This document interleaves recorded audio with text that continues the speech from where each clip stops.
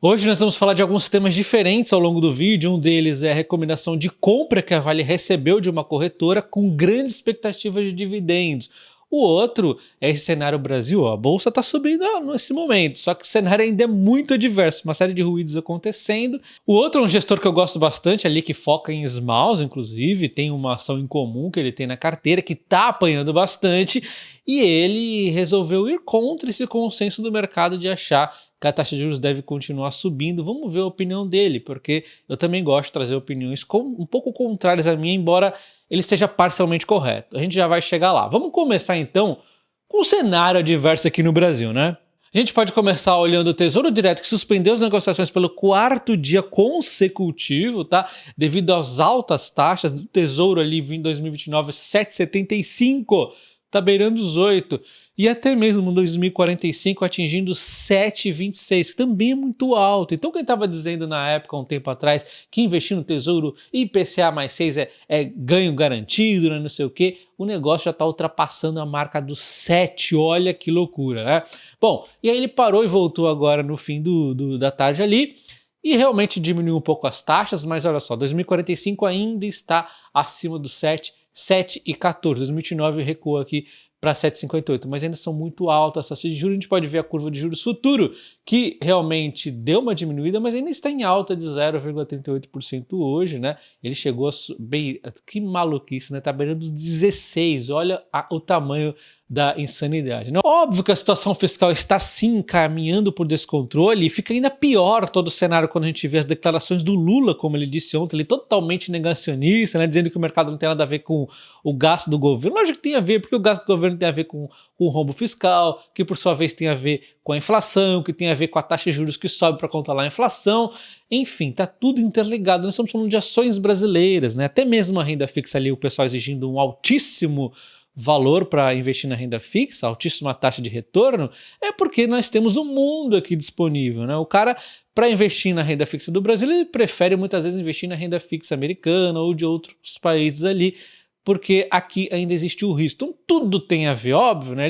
Ele sabe disso. Por mais que ele seja ignorante em economia, eu sei que ele fala isso só pro seu povão, né? Para enganar ali os trouxas, porque de novo, nem o Banco Central à esquerda está caindo nisso, né? Mas nós vamos ver que tem declarações de gestores que não concordam tanto com o rumo aqui da taxa de juros. Bom, o dólar chega a bater 6,20 hoje, 6,20, ele recuou com declarações ali do Lira que vai votar no pacote fiscal hoje, que não é lá um pacote fiscal mil maravilhas, mas dá uma amenizadinha ali na situação, né? E tem também o próprio venda aqui do Banco Central de dólar, né? Eles estão vendendo aqui para dar uma segurada no dólar, então ajudou um pouco, mas você está vendo que a pressão para o dólar é muito grande. A gente sabe que, por exemplo, essa medida aqui de vender dólares pelo Banco Central é um paliativo, não pode fazer para sempre, né? Eu sei que em pleno 2024, muitos de vocês ainda não tem nada em dólar, nem investimento em renda fixa, nem investimento em ações. Cara, você tem que se mexer, acorda, tá? Eu comecei na bolsa em 2007, eu fiquei até 2020 praticamente nada de dólar. Olha que maluco isso. Mas eu tenho uma desculpa. Era muito mais difícil antigamente. Era muito mais spreads também. Era muito mais complexo. Hoje em dia é muito fácil, né? Então eu vou comentar a estratégia que eu comecei a seguir ali em 2020.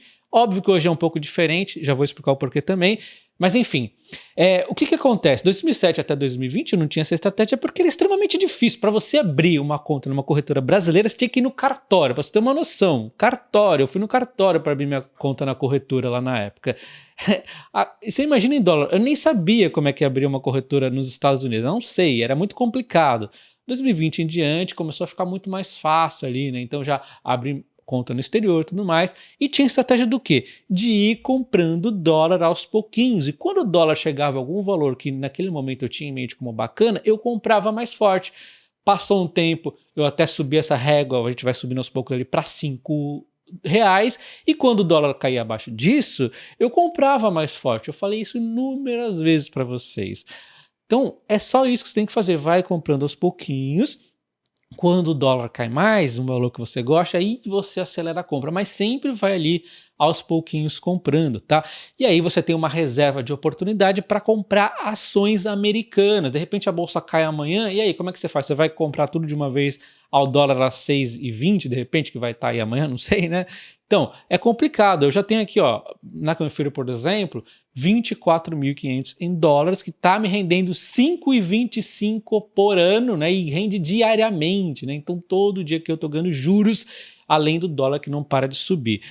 Óbvio, de um tempo para cá é diferente, o canal cresceu, eu tenho parte da minha receita dolarizada, o próprio YouTube parte é dolarizado ali, né? Então eu não sigo mais tanto essa estratégia de comprando dólar ao pouquinho e quando ele cai eu comprar mais. Mas eu tô dizendo que é o que eu fazia ali até outro dia, né? Inclusive você tem a Confiro disponível para você, que você não fica tendo aqueles spreads que tanto me limitou no passado a comprar dólar, cara. Vá na fé na Confiro, compra aí seus dólares, faz a reserva de oportunidade, rendendo 5,25 ao ano, né, diariamente, e aí você vai comprando as ações americanas que tem aqui.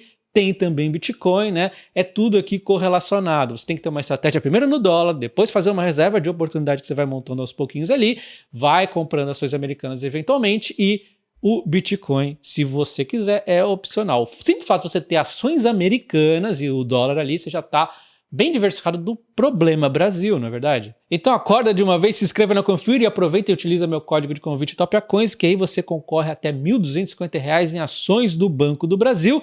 Dá uma olhada na descrição do vídeo para você entender direito como é que funciona. Então vamos ver aqui a opinião do Itaú para a Vale e outras empresas aqui do aço e ferro. Ele vê a Vale como uma boa oportunidade de compra, recomenda a compra, mas tem outras que eles estão colocando até venda ali, tá? Então olha só. Primeiro, eles comentam aqui, né, que vem o... Bom, então eles rebaixam a Usiminas de compra para neutro diante do cenário interno do Brasil, né? O cenário macro do Brasil está azedo aqui, depois do pacote de gasto, que não foi suficiente, tem aquele gastança junto com o pacote, né, e tudo mais. Temos aqui a taxa de juros subindo para pelo menos 14,25 e o dólar negociando acima de 6. Só que esse 14,25 já deve ser número de terça-feira, porque na segunda-feira o relatório Focus, ele havia comentado ali 14% do relatório Focus, que vem precificado até o dia 13 de dezembro. Né? Então você vê que essas expectativas nos últimos dias vêm aumentando. Já está falando de pelo menos 14,25 e já tem muitas corretoras falando de 15, 15,5. Né? A gente viu ali os juros futuros explodindo. Né? Então assim, a expectativa está azedando ainda mais, por incrível que pareça, né? Então os produtores de aço estão mais expostos ao enfraquecimento do momento econômico no Brasil e estamos cautelosos em relação ao setor. Para o Itaú, mesmo cenário real mais depreciado, os aumentos significativos dos preços domésticos em 2025 não são garantidos. Na Bolsa, a Usiminas vem em queda, né? E eles falam aqui da boa pedida da Vale. A Vale continua sendo uma boa pedida para o Itaú. Os analistas argumentam que a empresa deverá gerar um caixa decente com uma boa distribuição de dividendos. No caso, a CSN Mineração e a Gerdau não houve nenhuma alteração, com a CSNA neutra, a CSN Mineração vende, eles estão colocando vende dentro da CSN Mineração, e a Gerdau compra. Então somente Gerdau e Vale tem compra. A Gerdau é bacana porque ela tem uma exposição forte ali nos Estados Unidos, mas tem que ter cuidado porque o Trump está reavaliando ali a questão dos impostos e ele tende a fazer igual o país está fazendo. Então, o Brasil cobra muito impostos dos Estados Unidos, por exemplo, importação em geral, né? E o Trump está querendo revidar com a mesma moeda. Ele declarou ontem, né, que ele pode aumentar ali os impostos para o Brasil. Ele nominou Brasil e Índia ali, tá? Bom, mas também a gente tem que levar em conta que o Trump provavelmente disse isso num contexto de setores parecidos. Acho que talvez não tenha uma alteração aqui no setor de aço, ferro, tá? Enfim, a gente vai ter que ver, né? Ele só jogou ali no ar, vamos ver ainda nos próximos vários meses aí a continuidade desses episódios aqui Trump Brasil, né? Então mesmo que eles vejam um enfraquecimento do lucro da Gerdau no quarto e no primeiro trimestre de 2025, eles ainda recomendam compra da empresa, está numa avaliação mais atraente aí em relação às demais. E para 2025, o Itaú vê o minério de ferro caindo para $95 a tonelada, hoje está em média ali dos 110, e aí esse tem que ter em mente, tá? As empresas mineradoras estão negociando já no futuro, estão imaginando, vai azedar na China e tudo mais, já estão negociando já com isso, tá?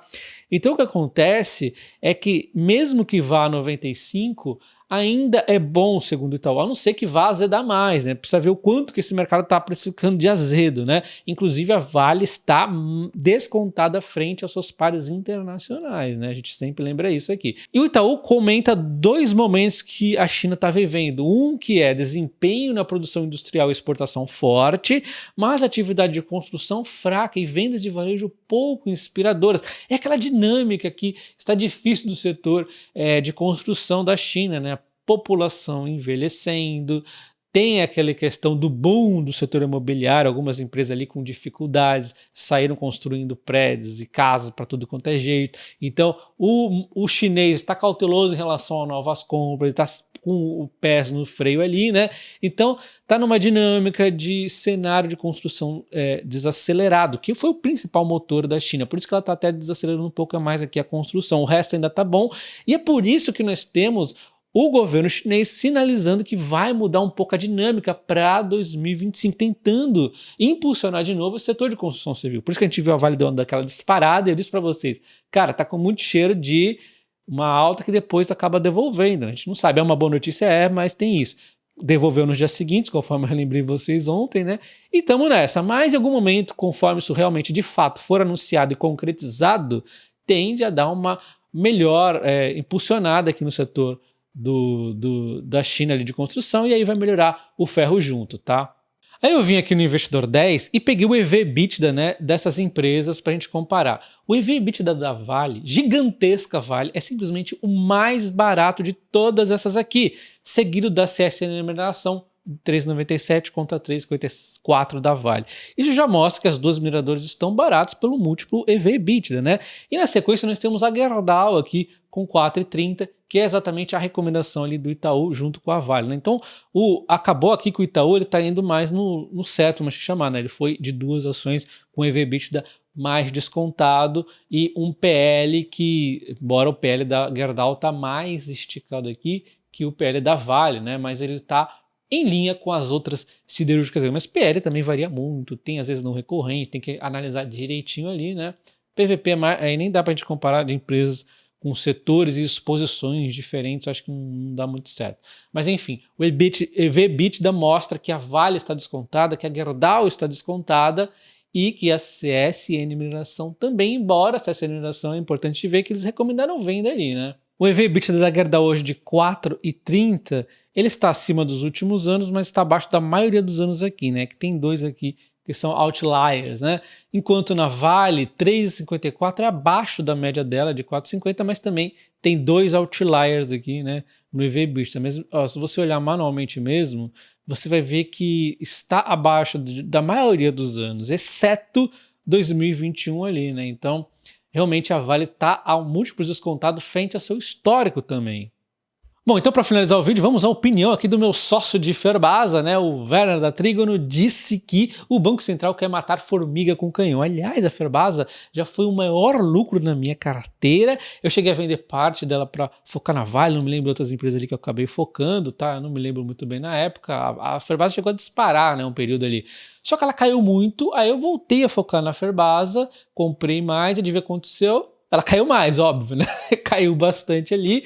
E aí eu tô no vermelho, mas tranquilo, a Ferbasa é uma excelente empresa, eu só não tô focando nela porque a gente sabe, ação no Brasil tem muita ação barata, né? É difícil focarmos em smalls nesse momento, as smalls estão sofrendo muito. Talvez por isso que o Werner aqui tem essa opinião, que o Banco Central quer matar formiga com canhão, porque realmente isso prejudica demais ações de crescimento, ações de dívida, e as smalls também estão sofrendo muito, né? Mas a gente precisa ver isso com ressalvas também, porque o cara que mais poderia bater aqui no Banco Central ao invés de bater no governo é o...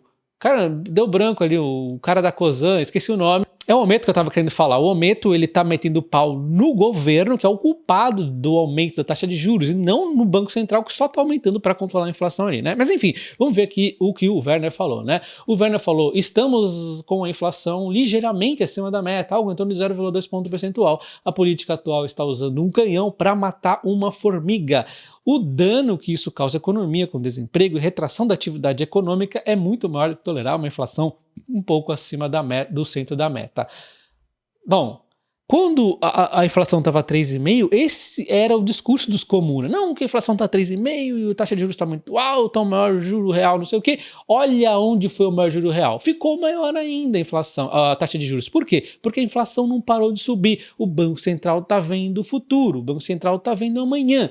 E é isso que vai acontecer se cair a taxa de juros, a inflação subir ainda mais. Então nós estamos 0,2 ponto percentual acima hoje, beleza, isso porque a taxa de juros subiu bastante com o Banco Central tentando se antever a isso. Se ele não tivesse feito esse aumento da taxa de juros, teria ainda pior.